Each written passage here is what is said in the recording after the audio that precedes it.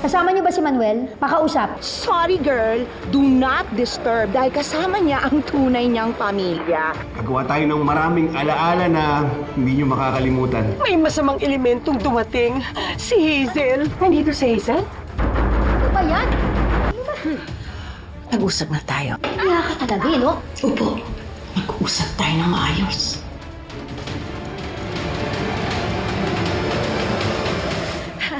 Hi! Hi, Luke! Hi, JP! May problema po ba? Ay, hindi! Wala! Ganito kasi yun. Yung amo ko at saka yung best friend niya, nag-away. World War III. Kaya naman hinayaan lang namin sila mag-usap para magbati agad. Ayos lang po ba lahat? Ay, oo naman! Ayos na ayos lahat yan! Oo! Naku, ako nang bahala rito. Oo. Sige po, ma'am. Kapag may problema po kayo, tumawag lang po sa Ay, telepono. naku. Mamayang gabi tatawagan kita. Okay na kami rito. Ako nang bahala. Sige po, ma'am. Oo. Walang problema, JP. Sige. Gladys! Diyan ka lang. Dito!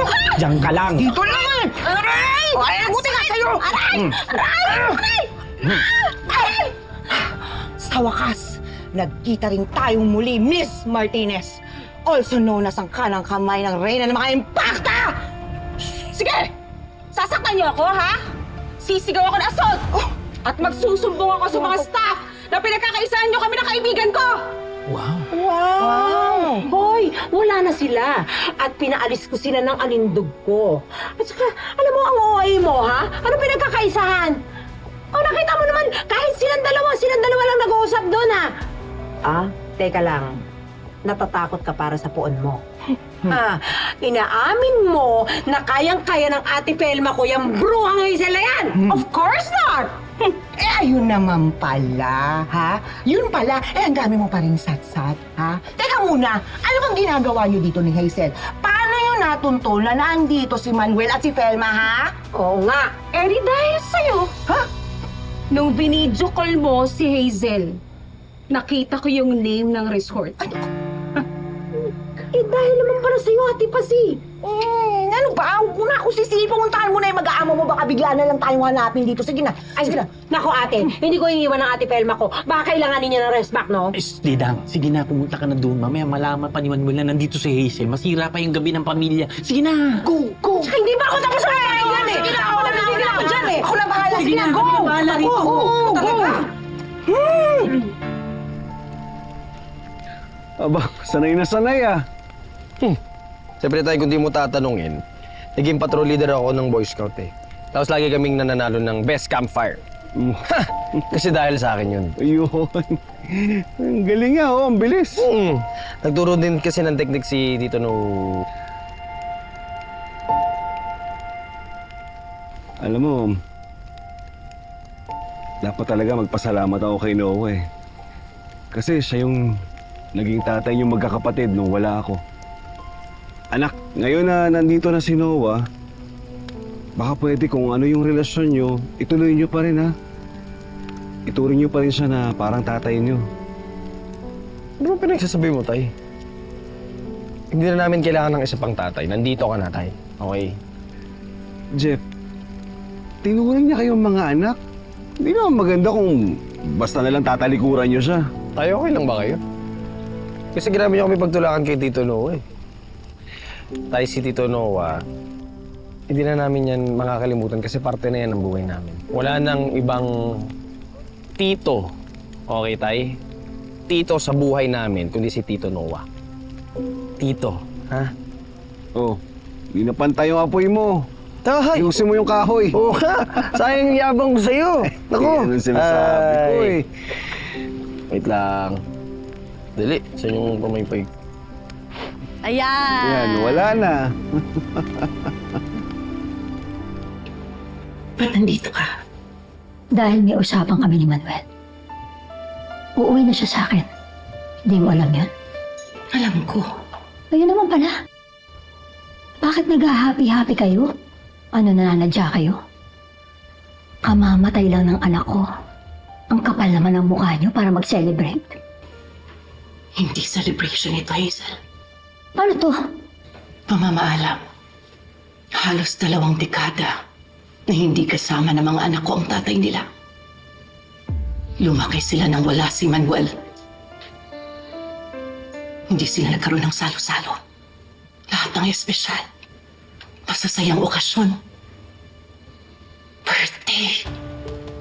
Pasko. Bagong taon. Wala. Dahil nga sa'yo siya. So, kasalanan ko? Ako ba sinisisi mo? Sinasabi ko lang naman. Para maintindihan mo na ito na yung kaisa-isa at huling pagkakataon na masayang magkakasama ang mag-aama ko.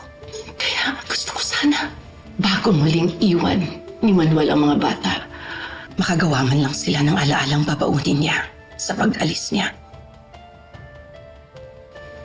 Kaya huwag mo nang pakialaman. Huwag mong sirain. Dahil pagkatapos ng gabing to, sayong-sayo na siya.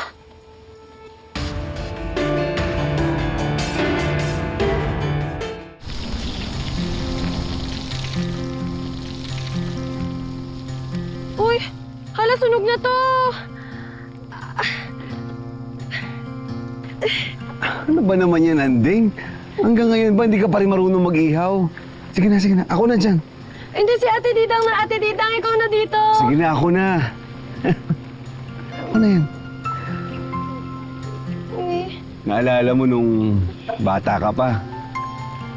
Pag nag-iihaw din ako, gusto mo, palagi tutulong ka. Pero hindi kita pinapayagan. Kasi nga laging nasusunog. Sorry tayo, di na kasi ako nakapag-practice eh. Hindi na ako nag-iihaw ng barbecue mula nung... Simula nung nawala ako. Anak, teka. Huwag mong sabihin, hindi ka pa rin marunong magtali ng sintas. Hindi pa nga. Tayo naman eh. Hindi nga kasi nga. Hindi na nga kasi ako nagsusuot ng rubber shoes tsaka kahit anong sapatos na may sintas. Kasi nga, hindi na ako natuto magsintas. Ikaw kasi nagsisintas ng sapatos ko dati. Ano ba naman yan, Anding? Ang laki-laki mo na, hindi ka pa marunong. Kuya! Ano? Hindi ko naman na po kailangan matuto, di ba, Tay? Kasi dito ka na. Wow! Ikaw na ulit gagawa, di ba, Tay? Kung kailan ka tumanda, talagang doon mo gusto magpaka-spoil kay tatay, no? O bakit? Para ano pa, ako ang naging andeng ni tatay. Oo, bago mo gusto maging spoiled. Tay, alam mo ba yung di na kayang gawin? Magbisikleta, magbike. Oo! Tapos di niya na inaral yun, ha? Simula nung pupunta ka ng Saudi. Ngayon ka magpaturo kay tatay magbike. Joke lang, tay. Hindi, joke lang. Hindi, bakit? Joel, hawakan mo nga to. Si tatay, pag nakalakad siya, matuturuan niya ako magbike, di ba tayo? Hintayin ko na lang makalakad ka. Anding, anak. Yung mga kaya mong aralin ngayon, gawin mo na. Huwag mo nang iasa sa akin. Para pag nagkahiwalay tayo, kaya mo na. Tay, di ba, ang promise natin sa isa't isa, hindi na tayo maghihiwalay.